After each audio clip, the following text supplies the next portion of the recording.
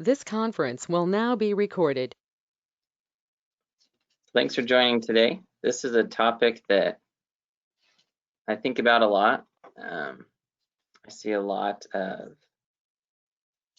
issues surfacing in our country related to these things, and more it's starting to come to a head. So we'll be talking some about Constitution as well as actions that companies are taking currently, or that some still want the freedom to take that maybe don't have the ability to take, and talking about our thoughts on how to balance certain interests and certain rights, and the best approach to solving some of these issues. So with the discussion, and we do this because I do believe that our freedoms are a gift, our country is a gift to us, and we're very blessed to have these things built on the sacrifices of many people. And I believe strongly that if we learn about these issues, we're able to have time to think about them, to go through them, to sort through them, that we can make good decisions. I don't profess to know the outcome to all these decisions, but I do believe that by working together, sharing with each other, we can get a lot closer to good places. So I appreciate your participation here. For the discussion, we just ask that we share things we believe or disagree on. It's always good to get different points of view and to really have an open discussion, but that we really focus on keeping things civil. And then we're using labels or passing judgments on other ideologies or groups, and we focus on the issue. There's so many things to talk about, it's easy to get off track, but if we stay on that issue, it's helpful for us. So to start out, I wanted to review the 9th Amendment.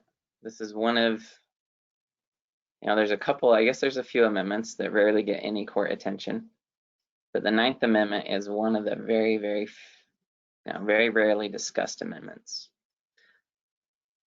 And so it says, the enumeration in the Constitution of certain rights shall not be construed to deny or disparage others retained by the people. So this is an interesting amendment, and I'm just curious, to know what some of your thoughts are on this. What does this amendment mean to you when you read this or see this?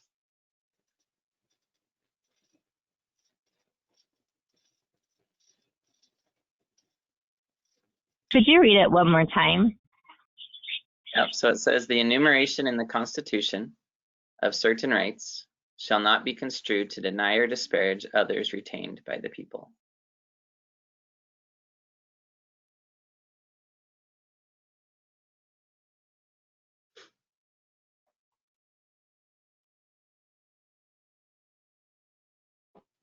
So I would say that it means just because in the first 10 amendments it's not stated right, that there are not rights stated doesn't mean you don't have rights.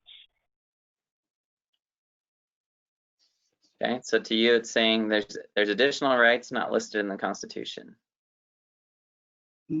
Correct. Does anyone have any other thoughts on that?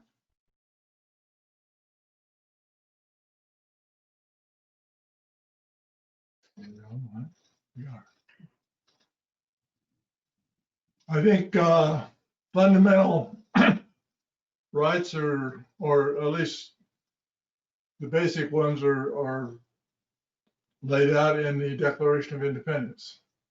Life, liberty, pursuit of happiness. Then you have to figure out how other stuff fits into that.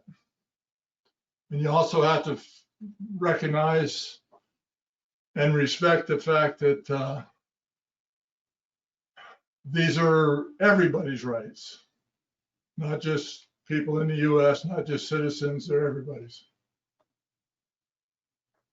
And that's always an interesting balancing act, especially in today's world. And that's what the Constitution is all about, is trying to balance those. Yeah. So on this, we'll go into 2 Supreme Court justices who have mentioned the 9th Amendment in passing. They have very different views on it. But the question we're going to look at today, and it's highlighted, I think, in a lot of what's taking place with with companies and businesses and things, is we're going to try and drill down into determining what rights are fundamental and how do we protect them. Because even if there is a right, sometimes it's very difficult to know how to protect it, especially when we're doing the balancing and saying that they apply universally across the board to people. And so Justice Goldberg in 1965, this was the first time the Ninth Amendment was really discussed. Justice Goldberg was talking in a concurring opinion, which means that he was basically on his own. He agreed with the decision of the court overall, but he was reaching it for different reasons. And he did rely on the Ninth Amendment to find that there's an inherent right of privacy that exists. His right of privacy is not the type of privacy we think about today with technology and tracking. His was more, this case was based in whether or not states could ban certain types of contraception. And he felt that that violated marital rights of privacy, along with the majority of the court. The majority of the court relied on different amendments for that. But he stated that the language and history of the Ninth Amendment reveal that the framers of the Constitution believed that there are additional fundamental rights protected from governmental infringement, which exist alongside those fundamental rights specifically mentioned in the first 8 constitutional amendments. Therefore, other fundamental personal rights should not be denied such protection or disparaged in any other way simply because they are not specifically listed in the first 8 constitutional amendments. So I think this goes to what John was mentioning, that there are rights that exist that were retained, and just because they weren't listed, that doesn't mean that they're not there. And James Madison, when the Bill of Rights was proposed, the main argument against the Bill of Rights is that if you list a right, but you just forget to list one that's important because you didn't think it through, then that could be construed to say, well, that right didn't exist because the founding fathers didn't set it forth. And so he proposed this as a solution to that problem. And Justice Goldberg followed up on that based on Madison's statements at the time. There's some historical context to Madison's statements. But Justice Scalia, a very recent Supreme Court justice and very, very well known for his strong opinions on things, he says that the Ninth Amendment's refusal to deny or disparage other rights is far removed from affirming any one of them, and even further removed from authorizing judges to identify what they might be and to enforce the judge's list against laws duly enacted by the people. So basically, Scalia is saying, hey, if this is a law that the founding fathers or that the government or the people voted on, you can't say that it violates these fundamental rights because it made it through the political process. But he's also saying, but it's incredibly dangerous to let judges just pick and choose what those might be. The Ninth Amendment didn't give us anything to act as a guide on what those might be, so we just leave it alone. So in this context, I've always been interested by the Ninth Amendment to say, if there is additional rights that weren't listed, how do we identify those? What is the guiding principle that should lead judges or others to recognize rights that weren't specifically discussed? And even though Scalia was opposed to judges doing this under the Ninth Amendment, judges do it under the 14th Amendment, where they find rights that exist that aren't specifically mentioned. And they've relied on the 14th Amendment for some reason, not the Ninth. But it's a discussion that I feel needs to take place because our courts currently just find rights without any real guiding star to it. And I'm curious to hear your thoughts on what you think a guiding star might be or a principle might be that should help guide a judge in deciding whether a right exists that wasn't mentioned in the Constitution.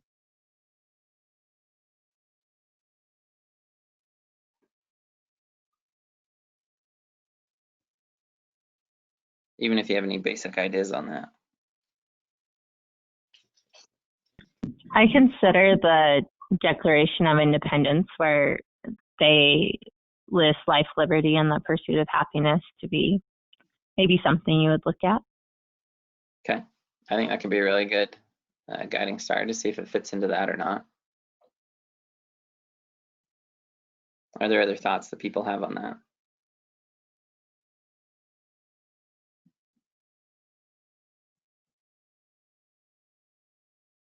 John, I'm curious to hear your thoughts. So the kind of a thought of mine is, if society has, if we've, since the founding fathers felt that we had the right to do something that hasn't been enumerated in there, that is retained all the way through to now.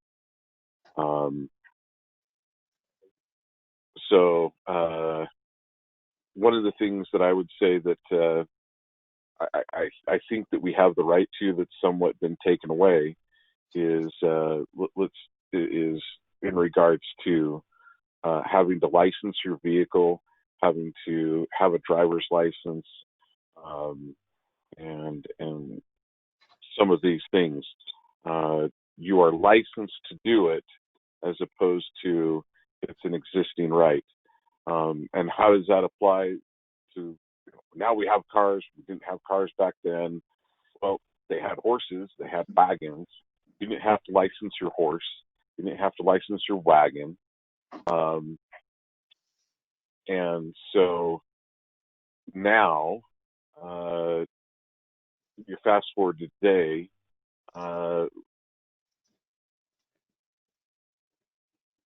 there may come restrictions based on other issues where the government could say, well, if you don't, we're not going to give you a license because of these reasons. And we don't license your vehicle. So therefore you're not allowed to be on our public roads. And true, back in the 1800s, there weren't as many roads made by the government, but there were passageways that were common, that people had the right to go through. The government did even, I believe, have postal roads and things along those lines. And your right to travel from one area to another was not denied. And I think that's something that is definitely been limited. And there are other things along those lines that I see can be quickly eroded away. So to give a little more color to that, the Supreme Court has recognized some form of a constitutional right to travel. It's come in, for example, California passed a law. They were really struggling with the amount of people on their Medicaid and other social programs, because they, as a state, they offered really good benefits, a lot better than other states. And so what was happening in California is that people would move to California just for the benefits, and they would end up there. And so California passed a law that said, hey, you can't get on the benefits till you've lived in California a year. And the Supreme Court struck that down and said, no, that's an infringement on people's right to travel. They can, travel as they please, essentially. And so, to John's point, it is interesting to note that the Supreme Court has recognized a fundamental right to travel among states in some instances, but they didn't do it under the Ninth Amendment. They did it under other constitutional provisions. But even in the right to travel, then there becomes this serious question. Right now we have quarantine laws and other things where companies will tell their employees, hey, if you leave the state, we're not going to let you back in until after 2 weeks or other things. And it isn't to say that that's not good or bad. It's just to start to focus on the fact that there are restrictions on travel placed. Could there be others? Absolutely, and there could be. Those are potentials. But in looking at these, it's interesting because the Constitution is left, in my opinion, it's left this area just wide open, where there's the potential for government to start to recognize quite a few different rights. And again, they have. And both sides, I think, get fairly frustrated at the government, both sides of the political spectrum, for legislating from the bench, they call it, where when they do recognize rights that we're opposed to, or either side will be upset at that. But when I look at the Constitution, I often think, well, what was the Ninth Amendment intended for? Because according to Justice Scalia, he's saying, no, that didn't give us any permission to recognize any rights. We can only go off what's in the Constitution. Because we get into this kind of crazy land of, whatever a judge thinks of that given day. And he didn't like that. He didn't like that power. And so it gets into the question of, how do we enforce the Ninth Amendment? What are the ways that we maintain rights and look at these? So as we go on here, unless there's a comment, as we go on, kind of keep that in mind with some of these questions. So this to me is an interesting scenario that runs counter, I think, to a lot of what we feel today. But let's assume a business posts a job listing and states that only white males should apply. So we're not going to talk about the existing law. There's laws on non-discrimination. But we want to ask the question, should a business or an individual that has their own little, let's say that you're hiring someone to do work at your house, so it's even just an individual. Should you have a fundamental right to hire or not hire any person you choose based on whatever factors you want?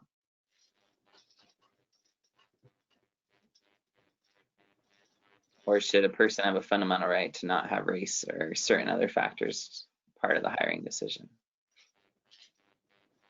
It does technically depend on what you're hiring them to do, because I know acting jobs are able to discriminate based on race for certain roles, things like that. But I think in general,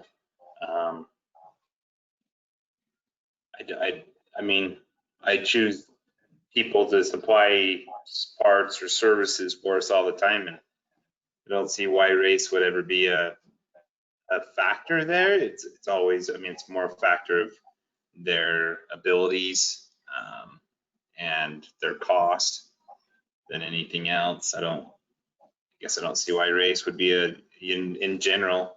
I'm not saying anything for that. Yeah, and I think that's a good overview kind of I think where a lot of our minds go. Certainly with acting, if this were a business that was posting a job listing for someone to portray George Washington in a movie, then they're probably only going to want white males to apply. But then, you get into things, well, in a warehouse, doesn't matter what they are or aren't. But I think the question we're trying to drive for a little bit, and this is just starting to highlight it, is at a fundamental level, if you have a belief or a prejudice or whatever, to what extent should the government step in? To what extent should the Constitution as a fundamental right step in to strip away a freedom from an individual? Because in this situation, what we're talking about here, to me, the real deep issue is quite often the Constitution is viewed as only limiting the government and the government's actions. And so traditionally people say, well, the Constitution shouldn't limit individual actions and what we do or don't do. It's only a document for the government. But specifically the Constitution, the Ninth Amendment mentions that there are rights retained by the people. Now, did it mean rights only in relation to government or in relation to each other?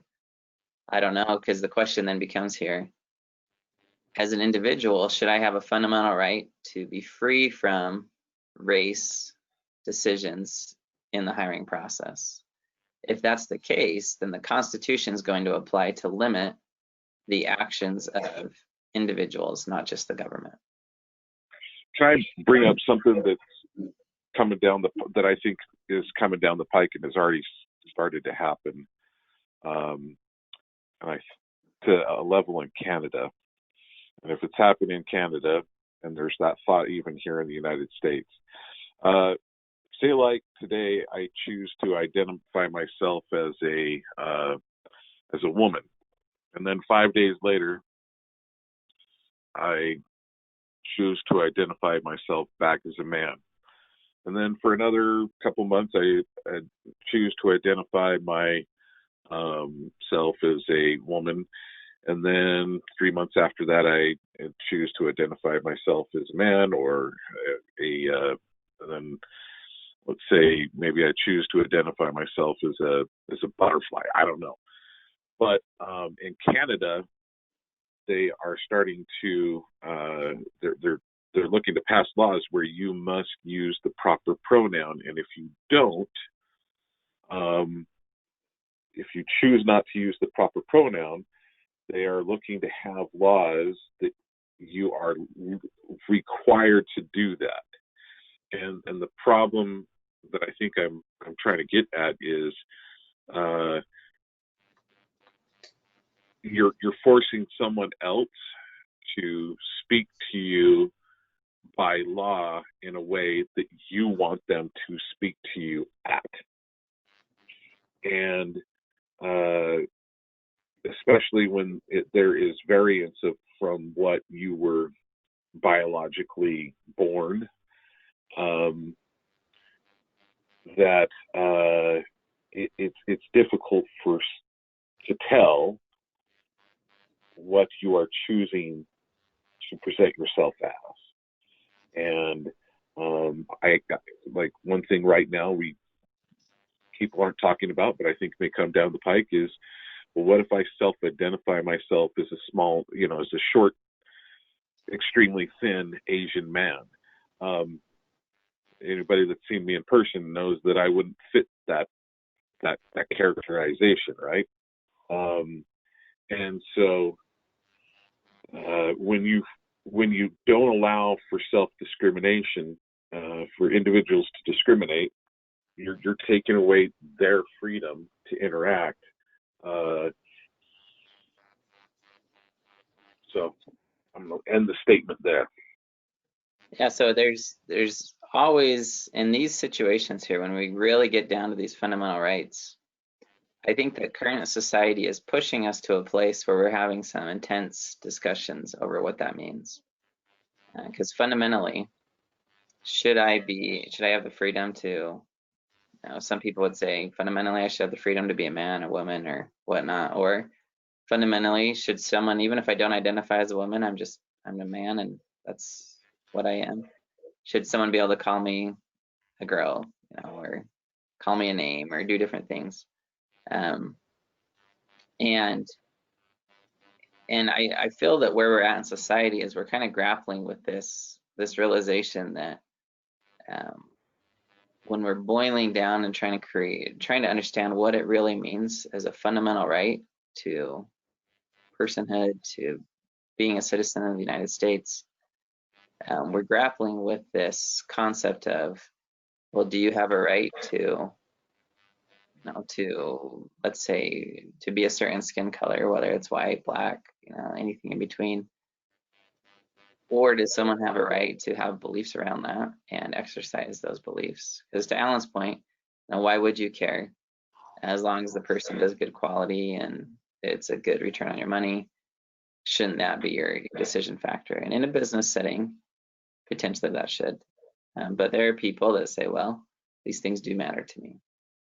If there's someone that doesn't feel they want to support a certain business or a message, they should have technically we'd say they have the freedom to choose another business and pay more money for that if they want to. But when we're boiling down to these fundamental rights, we're really starting to talk, in my opinion, about to what extent does the Constitution apply to individual actions in restricting those?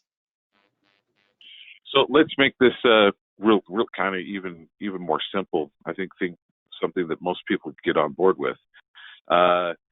Let's say that a single woman has a home, and she only has like a one-bedroom home, but she needs to have a roommate, and so she lists that she wants another female roommate.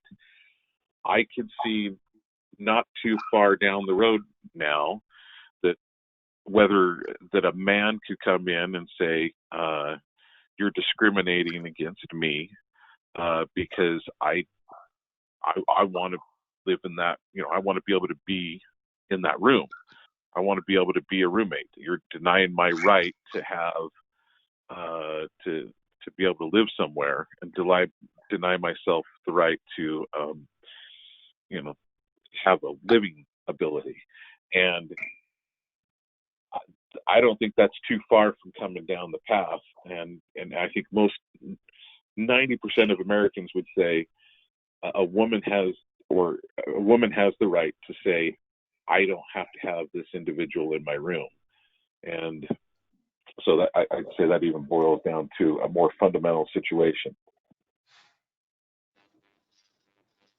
Yeah, and I think it's a good example because it is one that is coming down and is currently even being debated. We have the Equal Rights Amendment that's really to promote that there's no discrimination on the basis of sex, they say. And they wanted to end legal distinctions between men and women in many matters. And it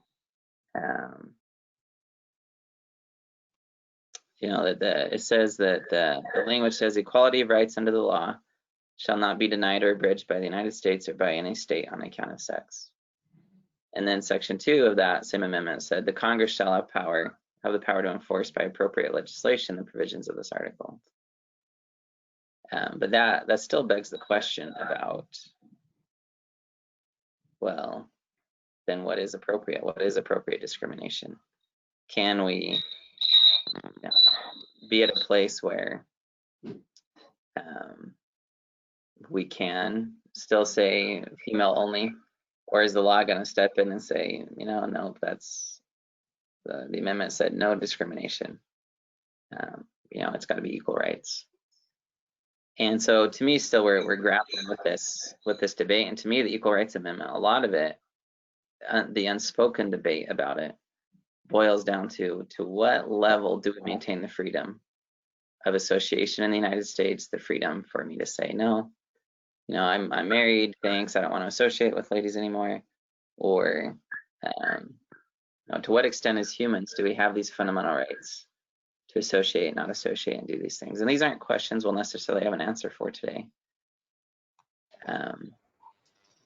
But it's ones that the law is quickly clamping down on individual abilities to make certain decisions. And not only law, but businesses and others are as well. So Yeah, go ahead.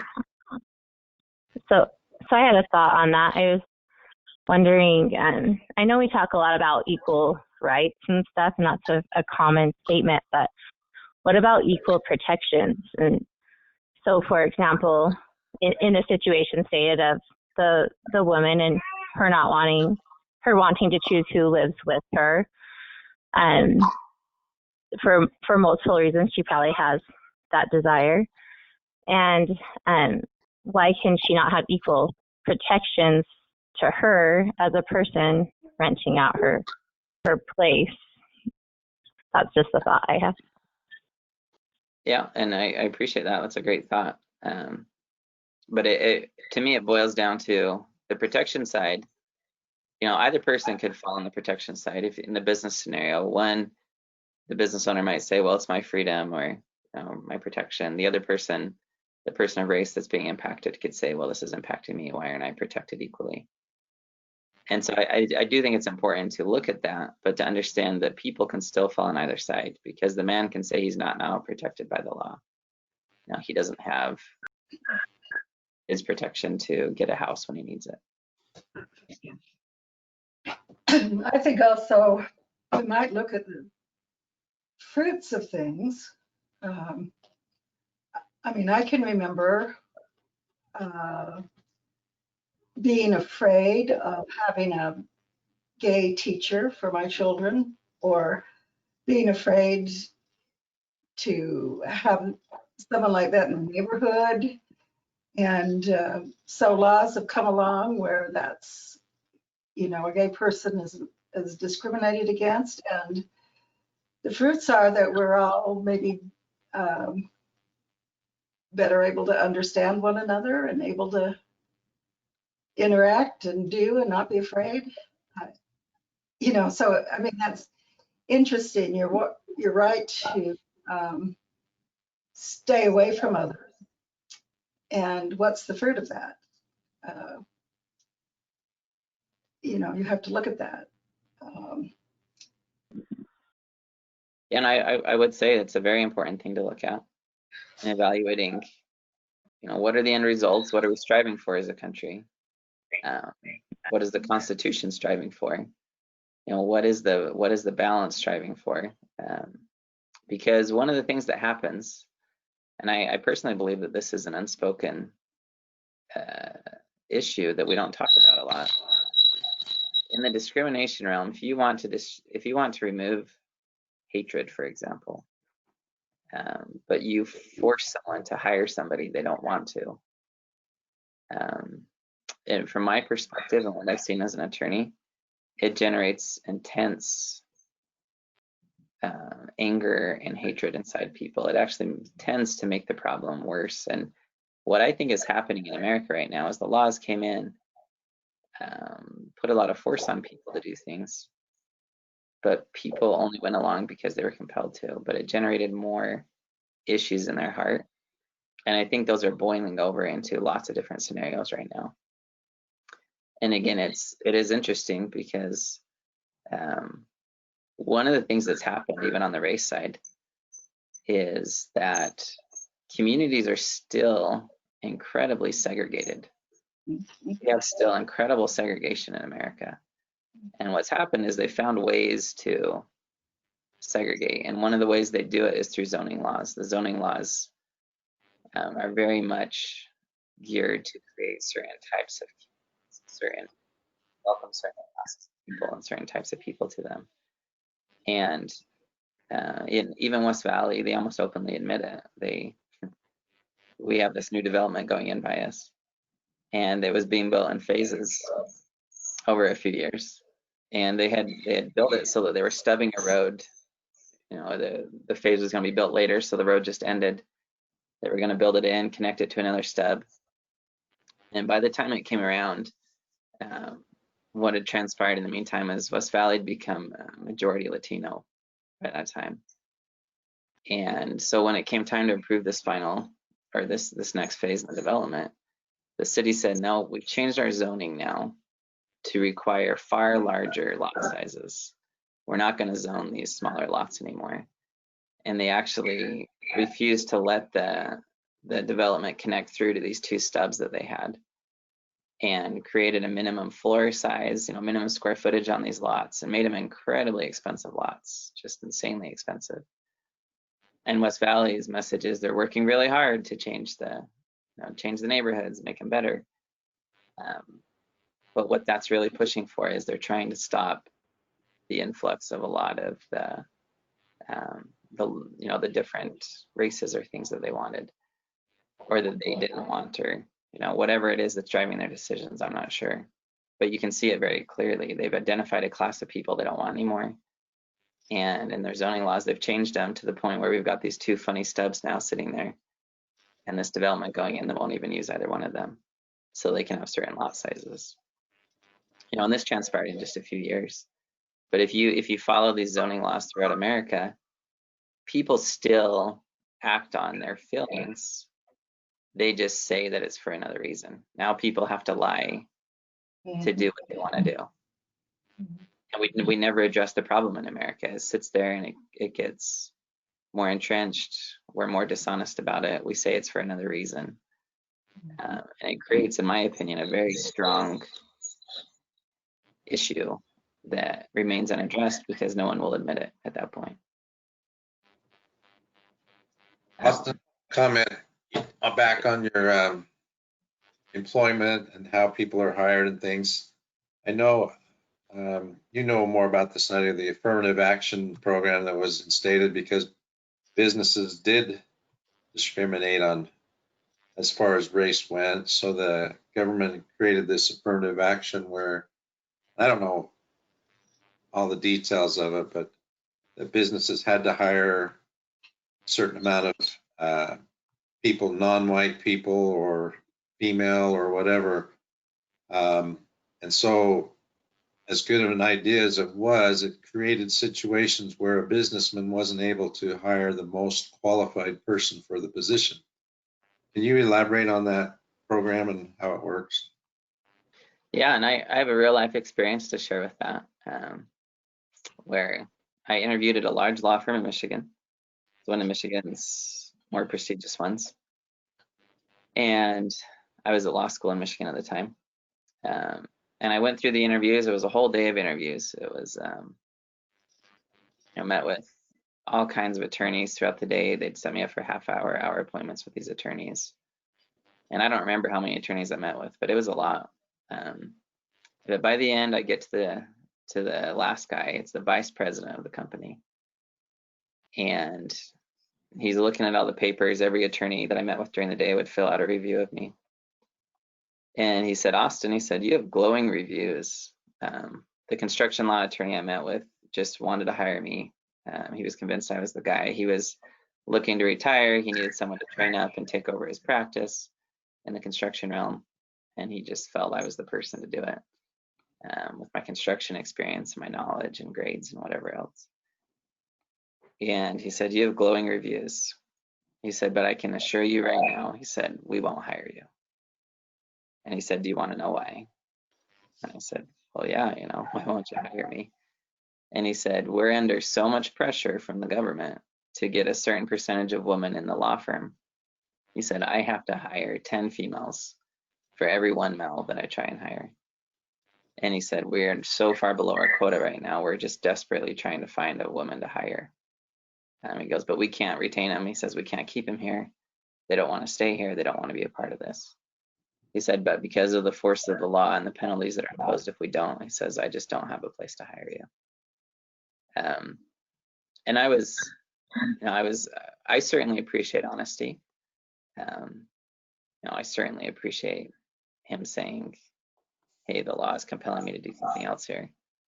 And I don't hold any hard feelings for him or the programs necessarily, because we are trying to correct an issue of discrimination that has taken place for sure. But in that realm, what happens then is when we pass these anti-discrimination laws or these affirmative action laws, we're essentially now saying it's okay to discriminate on the other side. It's okay to turn someone down because they're a white male now, because we need to help out another group. And again, maybe that's a good thing. Maybe that's what we need to do as a society. Maybe it's not. But even in affirmative action, it's interesting. I've been reading in the Black Lives Matter movement how many people of color, when they go to Harvard, they're constantly belittled with, you're only here because of affirmative action. You're only here because of affirmative action. And they hear that nonstop at these schools. And the people there don't have any idea if that's true or not. But that mentality's there, and it's creating, from my perspective, it's creating an intense hatred and personal issue. There was a girl from the University of Michigan. She applied to the University of Michigan Law School, and she was not admitted as a white female. And based on whatever evidence they were able to recover, they were able to determine that it was very clearly that the school said no because she was a white person and they needed more diversity in their school. And the people they chose to fill that position were, I think there were 5 or 6 points on the LSAT, the law school admission test. Below her, they had lower grades and these things. And she's saying, hey, I'm a female, I should be protected. But that was the main case where the Supreme Court upheld the right of institutions to discriminate and reverse against people and specifically deny them because of these traits. So again, when we come to this, we're grappling with this question at an individual level of how do we deal with these things? As a fundamental right, should I be able to get a job regardless of whether I'm a man or a woman? I'd say that ideally we'd say yes, but then we'd say, well, but there's exceptions to that. If I'm going to hire a babysitter, should I just be able to hire females only for my children that are, younger girls, should I have the right at times to say, no, this is really important to me that this is a man that does this or a woman that does this? And one of the questions too is, in the balancing act, does the size of the company matter when we talk about these things? Is there a big difference between Walmart and how they hire people versus, if I'm going to go hire someone for my law firm and it's going to be the second employee, the second person after me that's hired, should I be able to be a little more picky about who I hire or not? At such a small level. I feel like, and I don't know if the law has any provisions for this, but I feel like there should be a distinction between the rights that you have at home and the rights that you have as a business. Like we're talking about who we'd allow to be a roommate with us and that. And I would hope, that, what's in my home is so private and special to me that I really feel like I should be able to control who comes in and what comes in, because it's my ground. Even, the government, the police can't come in unless they have a search warrant. And so but as a business, I think it's different, because it's a public space that would be more regulated by the government. And now I forgot what you just said, Austin, but that's about where my thoughts are on this conversation. No, I think that's a really good distinction to note, that there's potential for that to be, a difference between home and business. But in my situation, my business is at home. I'm very much, I work from home, and there's me. The law views me as a business, but it's still very much just me. I'm the person acting. It's not bigger than me. It's not anything besides that. But even if I hired one person to help me, does that suddenly make me enough of a business to be regulated the same as a Walmart of the world or a hotel? Can I add something? Yep. Just when we're talking about should the law compel people, or if it does and people still feel a certain way, I think it really does come to what we value, whether or not there's a law saying what we do. Especially, I think you can see that in sports. The most qualified person definitely gets the position. There doesn't seem to matter race. I am not seeing where it's well, we need to make sure we have a certain amount of white or black people on the pro football team. It's definitely who's the best and who's worked the hardest to get there. Whether they have there's obviously some things that go on still where it's people get paid, or they have some coaches on their side or whatever. But we really value sports as a society, and there's a lot of different things that go on there. Whether it's the girls' gymnastics team or the pro NFL football team or the college teams, I don't feel like you see a lot of well, we need to make sure we have more girls playing on the NBA team, or we need to make sure we have enough Asian people. It's really who is the best and who's going to win. And they don't get to do that in businesses or schools. We don't get to say the very best person should come. We're so worried about do we have a good enough diversity? Yeah, and it is a good point you bring up.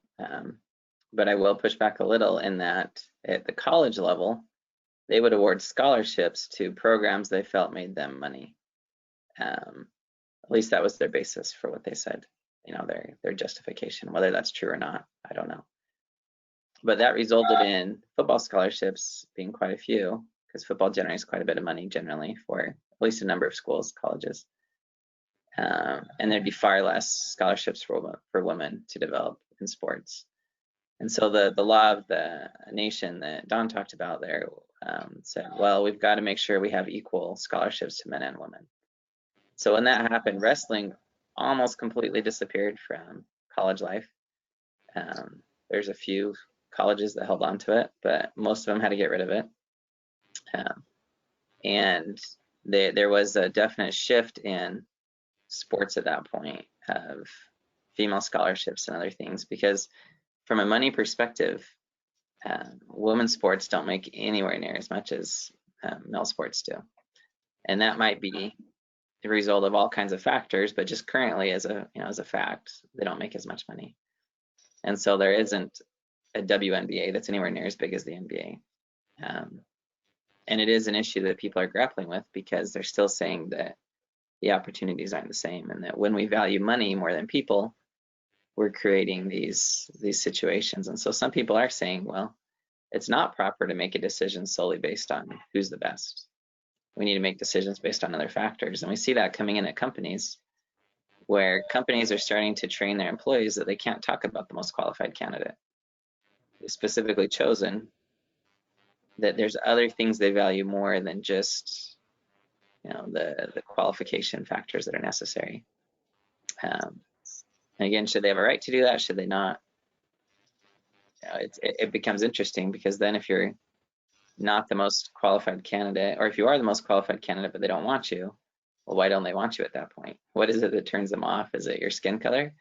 Well, if it's your skin color, are we back in the very same place we're trying to get away from? Or is it proper? And so again, these are questions we're grappling with. And we'll move into another one just quickly to mention it. Companies right now are firing employees over things they say on Facebook or causes they donate money to. So in this situation, April gets fired because she posts the Blue Lives Matter on her Facebook page. And again, from a freedom perspective, the company would say, well, I should have the freedom to have any employee I want, to be able to control what they say or do. And if I have employees that are saying offensive things to me, I shouldn't have to keep them here. Whereas April would say, why should I be targeted? Because I spoke about something political and something I believe in. And I'm curious if you have any immediate thoughts on that, or we can go on to some other examples here that highlight similar issues. I do, Austin. I just thought, like, I've worked for several companies, a bunch of them that you have to sign up thing, you know, you can't take pictures, you can't post about the company. And I've seen people get fired for doing so, for posting things about their company on Facebook, you know, like taking a picture, or a guy that walked away from a serious accident and was posting about how he'd been holding the hand of a dead person. And, you know, it's stuff that stuff that happens at work. I think that the companies can regulate that on Facebook. I'm okay with that, because it does make a big difference in this world. But if it's just your personal, you know, if it doesn't have anything to do with what you were doing at work, or no pictures, you know, nothing about your work time, I don't think companies should be able to regulate that. Okay, appreciate those thoughts. Austin, don't many companies with their employment agreement say that we can terminate this employment any reason at any time? I mean, wouldn't that, not that I agree what happened, but wouldn't that allow them to do this, even though it's just a personal bias? So yeah, so we have this notion in our country generally, and you know, unions create a different situation, but absent a union, companies are free to hire or fire as they wish. But if the company fires you solely because you're Black, the law's not going to say that's okay. You know, we've kind of come to this place as a society where we said we don't like that. But what happens, just from a legal perspective, so that you know, is if the company just terminates you for no reason, they just say, oh, you're done. That's called a layoff, legally speaking. If that happens, the company has to pay you unemployment compensation. And their unemployment compensation rates tend to go up the more people that are on unemployment. And so companies are incentivized to find cause to fire an employee, because if you're terminated for cause, you're fired and you don't qualify for unemployment compensation at that point. So companies have these company policies. They put it in their agreements. They say these things so that when they do terminate you, anytime they can say it's for cause, it saves them money. And they're very incentivized to say it's for a cause and to find cause. But it goes back to the same issue. If the company just dislikes you for what you're saying and they terminate you solely for that reason, you know, they're still making that decision inside. They're just putting clothing or structures around it to make it look like it's for a different reason. Oh, we just didn't need you anymore. Oh, we didn't need this position anymore. But I believe this is definitely infringing upon her rights, her personal beliefs and political beliefs, and their firing was definitely inappropriate. That's my take on it. Okay. And you Okay. might not want to be friends with company Facebook friends with employees while you're working there if you're going to be posting stuff that's contrary. I don't know. Yeah, it is an interesting issue. Can I jump in on this? So I think everybody on this phone call, you know, I in general disagrees with the idea of discrimination. I personally really dislike anybody that would discriminate based on race, even to a large extent on religion. But so sometimes I think the easy way to demonstrate something is by taking it to the absurd. So say like, let's just say you're a restaurant in the middle of a very Bible Belt town in the South, and you have someone that walks in who's a white female or a white male who has several tattoos on their arms that say, "I love Satan," and are satanic symbols. And they have gauged ears and very large gauged ears that they have those symbols in their gauged ears. I think most people would say it is okay for a business to discriminate against that individual from hiring. Let's say like a restaurant. Having someone like that could stop people from coming in your restaurant, or many people. It would affect your bottom line.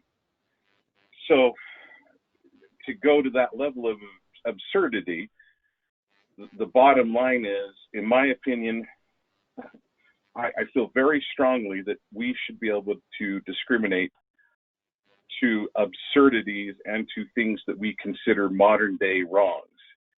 But on the flip side of the coin, you get, if in today's world in Utah, if a business was to be labeled as racist, that business would almost cease to exist. For instance, I'll say I'm driving up and down the road all the time and seeing a sign for Domo that says Black Lives Matter. They've also done some signs for equal rights and support of equal rights. They're trying to reflect and show that they are an open-minded company. Well, it recently came out that there were statements that there were discrimination against, I can't remember if it was discrimination against women or actual sexual harassment at Domo. I can't remember which one of the two it is. So Domo is very concerned about losing that progressive look. So what I'm getting at is, we as Americans, I think, need to be allowed to be determined to be racist or to be discriminating. And once that happens, people will run away from that business if they don't like that mentality. And there is truth to that, businesses, people will come or go based on the message of the company. But I do think that truth breaks down at some point when the company becomes large enough. Now, if it's Microsoft and we're talking about Windows, how many of us have the choice to really walk away based on what we like or dislike about what Microsoft's doing? And when our choices are, well, we've got Apple or Microsoft, are those real choices if the two companies are doing the same thing, saying the same things? And this is why one of the questions I've grappled with is, does the size of the company matter? When we're talking about a small restaurant that will lose customers if there's someone with satanic symbols tattooed on their arms, if they hire that person, versus Wendy's, is Wendy's going to lose people over that if they work the drive-through or something, or Walmart. Is Walmart going to lose any people over that? I think that the situations change a fair amount. The direct answer to your question is yes. Nowadays, it does. I would say on a ethical level and also a legal level, the answer today is yes. But the concern that I have with the Microsofts and so forth is they may get to the point where they are now going to start enforcing you to have certain views, and we're not too far away from that. So the direct answer to your question is on a legal basis, yes, and the way they're treated, yes, that that they don't get the ability to discriminate. Well, so I guess to push back a little on that, the non-discrimination laws absolutely apply to me as in my sphere. I can't choose to hire based on race or sex or gender or other things right now. That's not supposed to be a factor in my decision. Even though it would be my first hire, if I were to hire somebody. And these political things, these other things, currently companies are allowed to discriminate based on political messages. But political messages are something that's specifically talked about in the Bill of Rights as one of the most important things we have, this freedom of speech. But then it goes both ways again. The company says, well, I have the freedom to pitch what I want, and I don't want that employee here who disagrees with that. And it becomes very interesting to try and balance these rights. And we'll just run through these examples quick because we're about out of time. But Twitter right now is taking down messages that it disagrees with or it says is false facts. Facebook is under tons of pressure from companies that are boycotting it to start censoring more what they feel are, these companies feel are racist comments, to say, Facebook, you actually need to take those down. There's news outlets that will delete certain comments at times from people. So these are now messages that are starting to be controlled more, where as an American, I'd say I have freedom of speech, I can say what I want, but then Twitter says, well, not on my platform, and Facebook says not on my platform, and YouTube says not on my platform. And then we're at this place of, well, now everyone else can say what they want, but me, because my message is disagreed with. And this is another situation this was a real life situation for me, another job I had. And I was hired. The first day of the job, the boss sits me down and says, Austin, I'm paying you a salary. That means I own all of your time. And if you want to do anything, volunteer for an organization, he specifically said, accept a calling with your church, have children, do these different things, you need to talk to me about it first. I have to approve it to make sure that I feel it's okay within all the time of yours that I own. And I was blown away listening to this guy talk. I just thought, wait, he really believes he owns all my time. That was an interesting situation for me. But it gets into the question of, to what extent can a company control our actions? Can they say, hey, if you go to that rally, we'll fire you? Can they say, hey, our employees don't watch this show, or our employees do watch this show, or all these things? And companies are starting to realize they have a lot of sway and a lot of power right now to really influence things in America. And they're starting to throw their muscle around. And to me, it's creating this kind of boiling point where we're reaching this level of saying, well, what are these fundamental rights? How do we balance these things? How do we get to this place? We can ask, can a company tell its employees they can't spend their wages on alcohol? Can they say, oh, we'll give you insurance coverage, but we're going to not cover depression. We don't want to pay for that because I just don't believe it's real. Can we tell a customer they have to be monitored, agree to be monitored in order to use the service? And we'd say, well, if the customer doesn't like it, then they can say no. But again, when your choice is Apple, Microsoft, or Google, well, which of the three do you want monitoring you? Are we starting to really reach this point of a breakdown in rights? Do we really have choices at that point? Can the employer say, hey, if you go to church, I'm going to terminate your email account? Or can Microsoft say, hey, if you go to church, we're not going to give you an email account? And so then we just ask, does it matter in reviewing these fundamental rights, the size of the company? And one piece I just want to throw out quickly that I've been debating and I don't have an answer to yet, but we have a notion of what's called a public company in America, where the owners just change all the time. They're buying and selling stock all the time, and it's publicly traded on the stock market.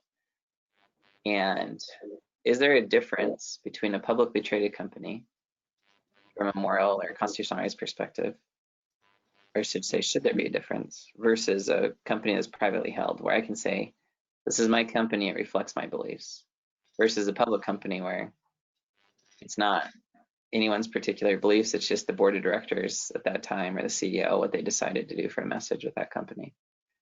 And is that one distinction we could draw in our legal system to say, well, you have a few more rights as a company to do certain things if you're privately owned.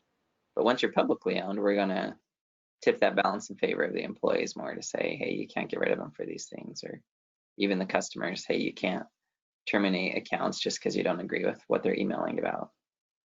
I don't know if you have thoughts on that real quick. We are at the end here, but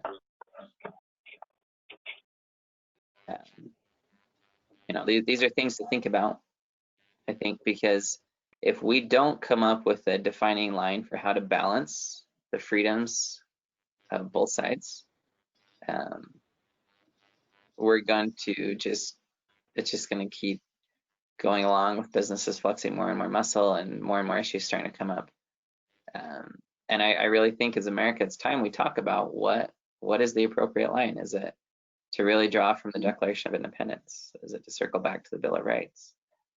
Is it to articulate, hey, there are some super important privacy rights or some super important employment rights or other things that exist? Are these fundamental rights?